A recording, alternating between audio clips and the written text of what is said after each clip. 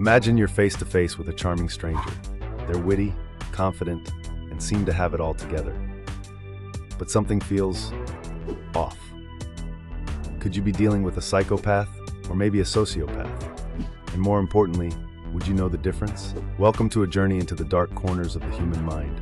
Today, we're diving deep into the world of psychopaths and sociopaths. These terms often get tossed around in movies and TV shows, but do we really understand what they mean? And why does it matter in our everyday lives? Buckle up, because the answers might surprise you. Let's start with the basics. Psychopathy and sociopathy are both antisocial personality disorders. They share some similarities, but there are crucial differences that can have a massive impact on how these individuals interact with the world and with you. First up, psychopaths. These individuals are often born with their condition, which is believed to have a strong genetic component. They're typically calm, collected, and incredibly charming on the surface. But beneath that polished exterior lies a cold, calculating mind. Psychopaths lack empathy. They can't truly understand or connect with the emotions of others. This doesn't mean they can't fake it, though. In fact, many psychopaths are master manipulators, able to mimic emotions to get what they want. They're like emotional chameleons, blending in perfectly with their surroundings. One of the most chilling aspects of psychopaths is their lack of conscience. They don't feel guilt or remorse for their actions, no matter how harmful. This allows them to engage in risky or illegal behavior without the burden of a guilty conscience. Now let's shift gears to sociopaths. Unlike psychopaths, sociopaths are often created by their environment. Childhood trauma, abuse, or extreme neglect can contribute to the development of sociopathic traits. This doesn't excuse their behavior, but it does help explain its origins. Sociopaths tend to be more erratic and impulsive than psychopaths. They might have a short fuse, lashing out in anger or frustration. While they also lack empathy, it's not always as complete as in psychopaths.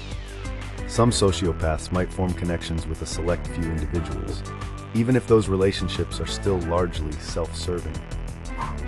One key difference is that sociopaths often have a weak conscience.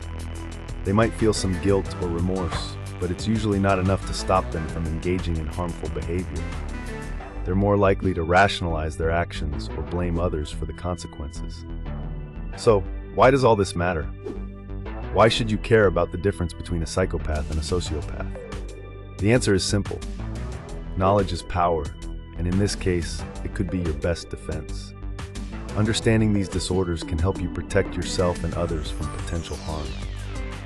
Psychopaths and sociopaths are estimated to make up about 1 to 4% of the population. That might not sound like much, but it means you're likely to encounter one or more in your lifetime. Let's talk about how to spot the signs. Remember, not everyone who displays these traits is necessarily a psychopath or sociopath, but they can be red flags worth paying attention to. For psychopaths, look out for superficial charm and a grandiose sense of self-worth. They might brag excessively or seem to believe they're superior to everyone around them. Pay attention to how they treat others, especially those they perceive as beneath them. A lack of empathy often shows in small, everyday interactions. Be wary of individuals who consistently lie or manipulate situations to their advantage. Psychopaths are often skilled at twisting the truth and may have elaborate backstories that don't quite add up. They might also display a lack of realistic long-term goals, jumping from one grand plan to another without follow-through. Sociopaths, on the other hand, might be easier to spot due to their more volatile nature. Look for impulsive behavior, a disregard for social norms, and a tendency to blame others for their problems. They might have a history of legal troubles or seem to live on the edge, constantly courting danger. Pay attention to how they handle stress or criticism. Sociopaths often react poorly, becoming aggressive or lashing out. They might also display shallow emotions, turning them on and off like a switch depending on the situation. Now, what should you do if you suspect someone in your life might be a psychopath or sociopath? First and foremost, trust your instincts. If something feels off, it probably is. Don't ignore those gut feelings. They're often your subconscious picking up on subtle cues. If possible, maintain healthy boundaries with the individual. This might mean limiting your interactions or being cautious about sharing personal information. Remember, both psychopaths and sociopaths are skilled at exploiting vulnerabilities, so protect yourself accordingly. It's also important to document any concerning behavior, especially if you're in a situation where you can't easily distance yourself, like a workplace. Keep records of interactions and any instances where you feel manipulated or threatened.